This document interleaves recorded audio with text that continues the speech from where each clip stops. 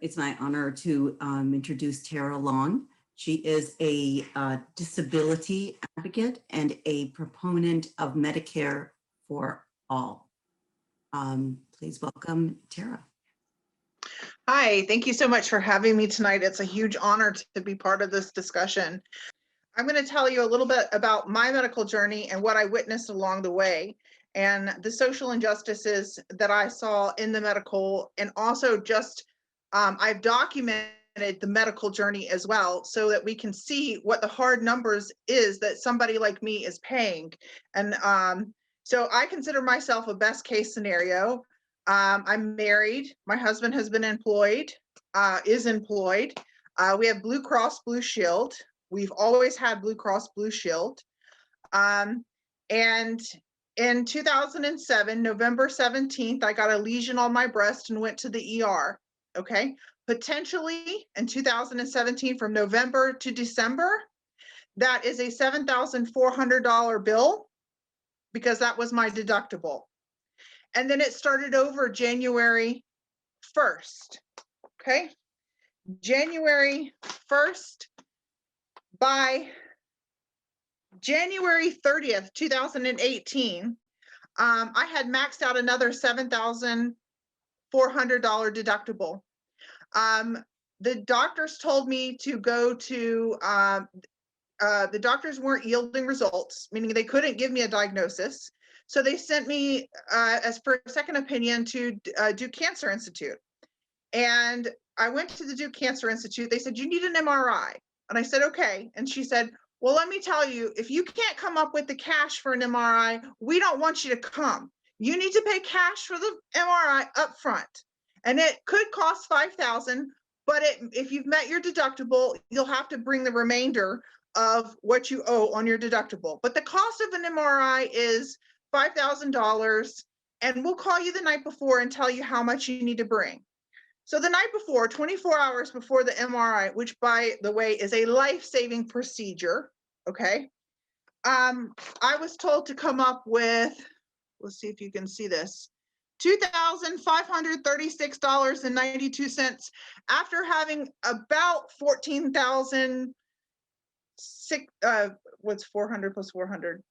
800, 14,800 in a deductible within 4 months. And they wanted me to bring $2,500 cash up front. Okay. So I called my mom and I said, Mom, I need $2,500. I really don't want to die. At the time, my diagnosis, I didn't know if I was living or dying. They had told me that I might have a cancer that killed me within 6 months. I was denied treatment for antibiotics because they told me, oh, I don't think you're going to make it. Okay, I'm not going to give you the antibiotics because that's what I think it's cancer. And so I go, I pay, and I sit down, and in all of my emotions, I look around the room and I just start crying. And do you know what I noticed? There were no minorities in that room. We were all white. And after that journey, I prayed to God. I just prayed. I said, God, if you let me live, I will fight this every chance I get, because this is not okay. Everyone deserves to have health care.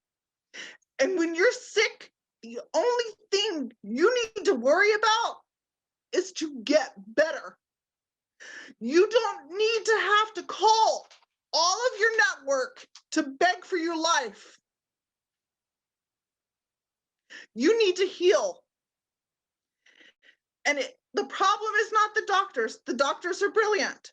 They have to be allowed to do their job, and insurance companies are preventing it. We are paying people to kill us as a species and calling it insurance. And that is not okay. People, the only people that insurance companies have to listen to is their stockholders.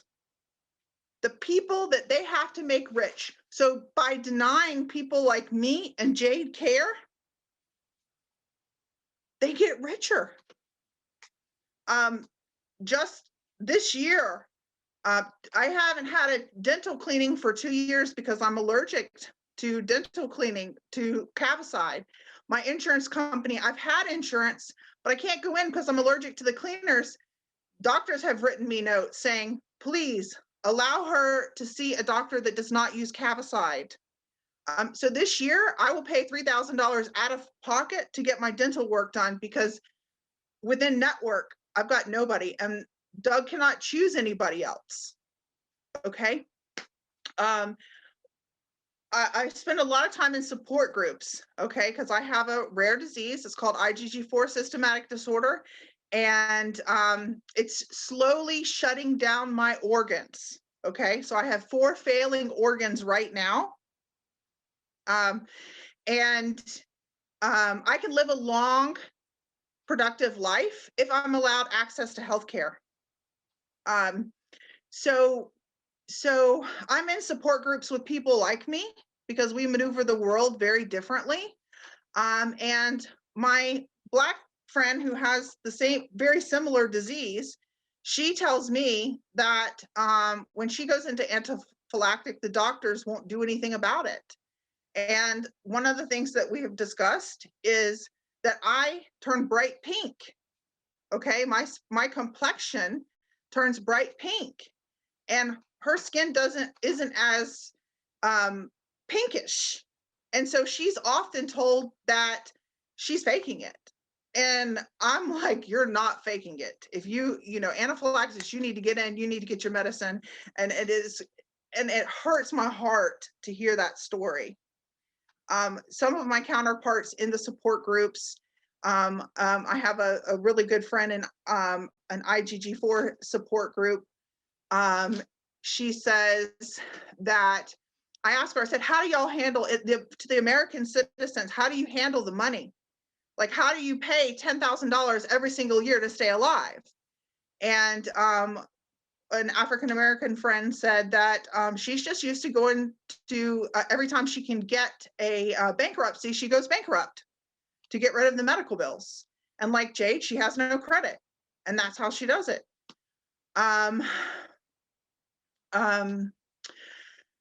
So I'm a little emotional, but that's pretty much my story.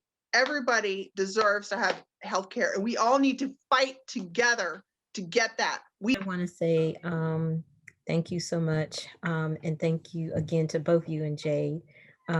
You have touched my heart deeply. I know the story from some of my own experiences and the experiences of my mother, who had a long-term illness and was back and forth in the hospital. So I know that story, and you have been brave to share your story with us and with this community. And really, I just have one question I want to ask. Do you think most people are aware of how flawed our healthcare system is in terms of access and outcomes? My question for you tonight. No, I don't. And I'm not sure everybody's heart's in the right place yet. I sit in all different types of circles, and some people still believe in survival of the fittest. And that's a harsh reality that I have to listen to, that people can't afford healthcare, just need to be finished. And I refuse to take that, right? I'm going to figure out whatever I can to help. But what I'd like to see is those people be educated in other countries and how it's done and how it's more effective and it's cheaper and everybody has healthcare. It looks like you're having a little bit of computer problems and we're missing out on some, I'm sure, really choice pieces of information. And I don't know if you'd said this when you cut out, but I remember you having said this before about how people in other countries, in your support groups, say to you, leave America, you can't get good health care there, because they recognize how poor our system is here and how far we have to go. Your story is heart-wrenching. It really, I think, struck a chord with so many people. I think one of the things that you brought up about the fact that even people with insurance have such a hard time meeting the deductibles and everything that they have to do every year. And then the lack of people of color in that MRI room is just so, it's such a vivid picture that you painted. Also, the fact that you said, you pointed out how literally a person's skin color can dictate whether they get life-saving medications or not, because they recognize in a light-skinned person when somebody has a flush complexion, but they don't recognize it quite literally in someone with a darker skin tone. So that's extremely impactful. And your words, I think, have hit hard with a lot of people and have really brought us some insight. Thank you for sharing. And we're hopefully all in this together, hoping to get to that place where we need to be. Thank you so much for sharing your stories with us.